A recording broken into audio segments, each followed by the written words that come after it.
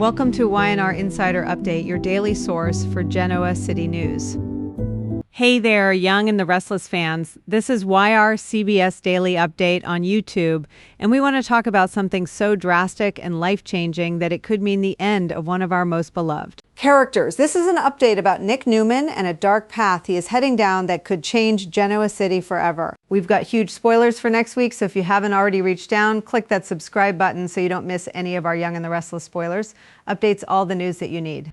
All right, so we want to talk about Nick Newman and Joshua Morrow because he is one of the most important faces on Young and the Restless right now in terms of this storyline. And we have to ask, how would the Newman family cope if Nick actually crosses a line there is no coming back from? So let's talk about Matt Clark and what is going on with Nick. If you watch Friday's episode, you know exactly where this is coming from. We had Nick and Sharon sitting down at Crimson Lights. And honestly, seeing them there, just talking, it felt like old times, but with this incredibly dark cloud hanging over them, they were having this deep conversation about Matt Clark. And look, if you're a longtime viewer like me, you know Matt Clark is not just some random villain. He is a villain tied to the very core of Nick and Sharon's history. This guy has spent years torturing them. I mean, we're talking decades of history here where Matt has been the source of so much trauma for the Newman family. And Nick, he admitted it. He admitted that he has spent a lot of his time recently just worrying about the fact that Matt is in Genoa City. It's like this dark shadow he can't escape. And you could see it on Nick's face, the exhaustion, the paranoia. The topic even came up, and this is the part that gave me chills. They talked about Nick taking matters into his own hands and just offing Matt. I mean, Nick actually entertained the thought of ending this guy's life. Now, Sharon, being Sharon, she tried to be the voice of reason. She was quick to point out that Matt had actually saved Nick. She saw it happen right in front of her eyes, and it's hard for them not to be traumatized by Matt's past actions, even though he's sworn up and down that he's changed. But let's be real, this is Matt Clark we're talking about. Considering the games he has played in the past, Nick often wonders if Matt saving him was just part of a bigger ambush he's planning for the future. It's like, you can't trust a single thing this guy does, even when he saves your life. Fast forward to later on in the show, and Nick and Sharon go to visit Noah at the Shadow Room. Noah, played by Lucas Adams, is there. And of course, because this is Genoa City and nothing can ever just be calm, they walk right into an explosive fight between Noah and Matt. Matt was having a conversation with Sienna Bacall, who is played by the incredible Tamara Braun, and this triggered Noah. You could just feel the tension in the room. Matt, being Matt, announced that he was leaving Genoa City. He said he was sick and tired of constantly being accused of deceit and not being able to live a normal life. He just wanted out. But here's the thing about the Young and the Restless spoilers for Monday, July 20.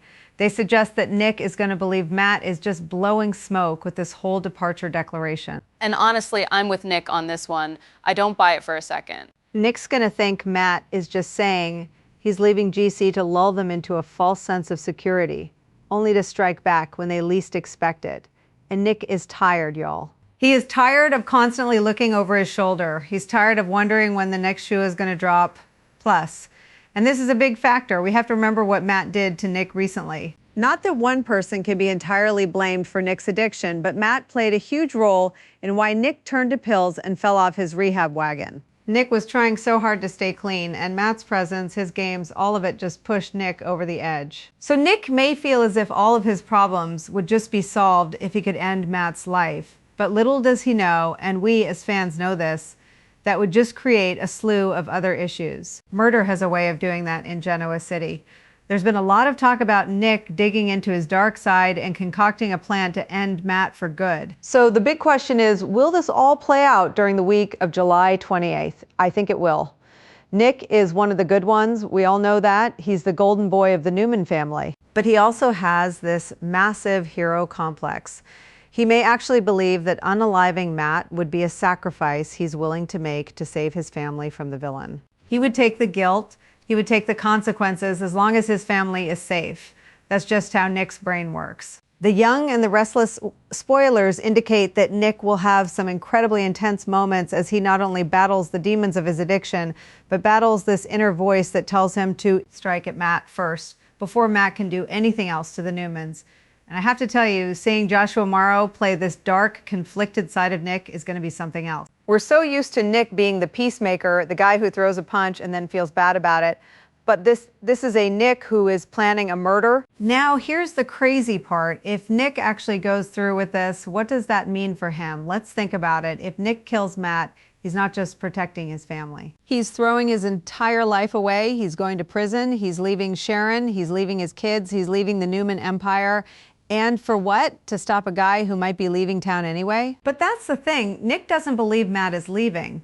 Nick thinks this is a trick, and in his mind, if he doesn't stop Matt now, Matt is going to destroy them all. Nick's addiction is already messing with his head, making him paranoid, making him impulsive. Combine that with his natural instinct to protect his family, and you have a recipe for disaster. I keep going back and forth on this one.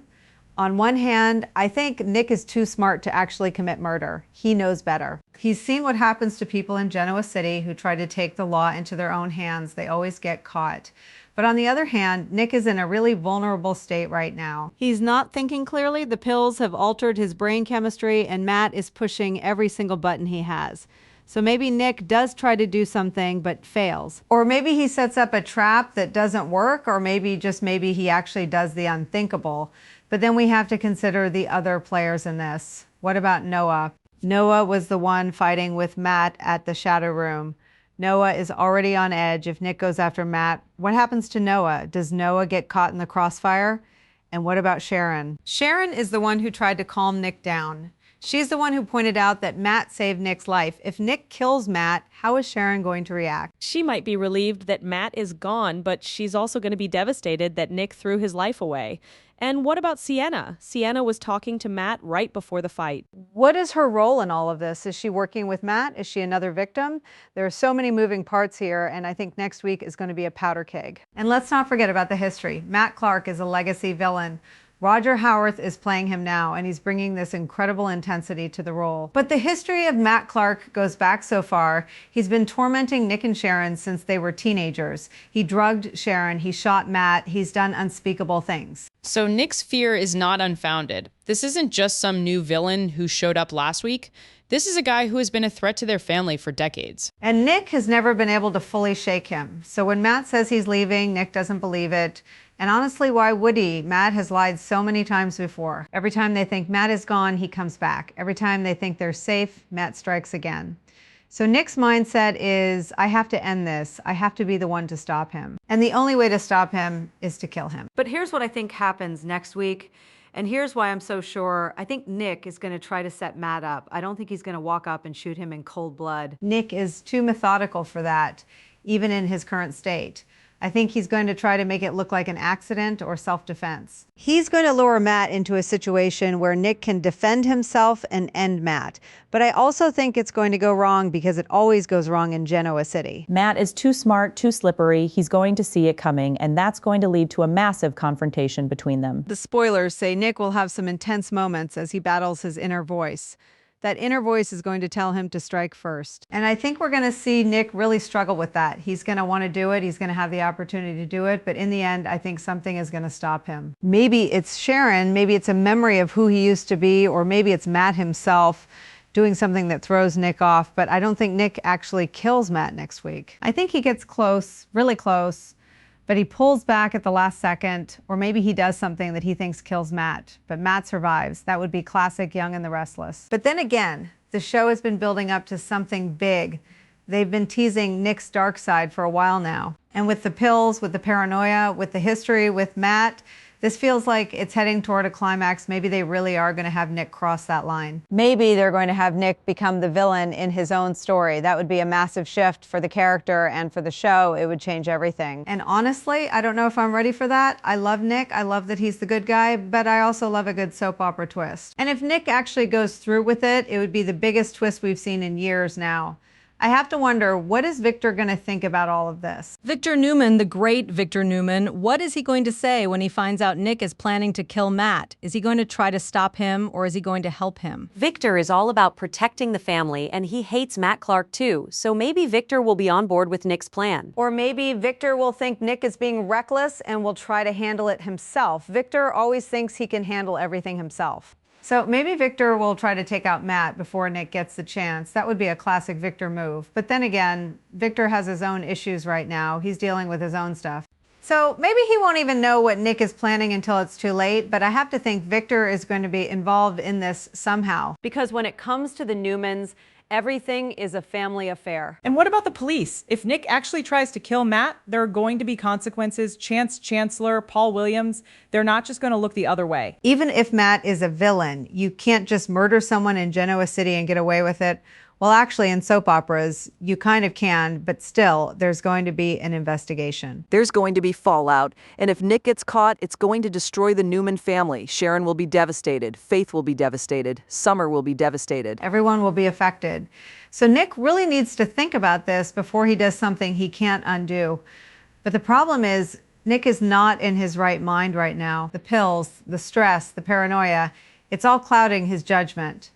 And that's what makes this so dangerous. So here's what I'm looking for next week. I'm looking for Nick to make a move. I'm looking for him to set a trap for Matt. I'm looking for a confrontation between them.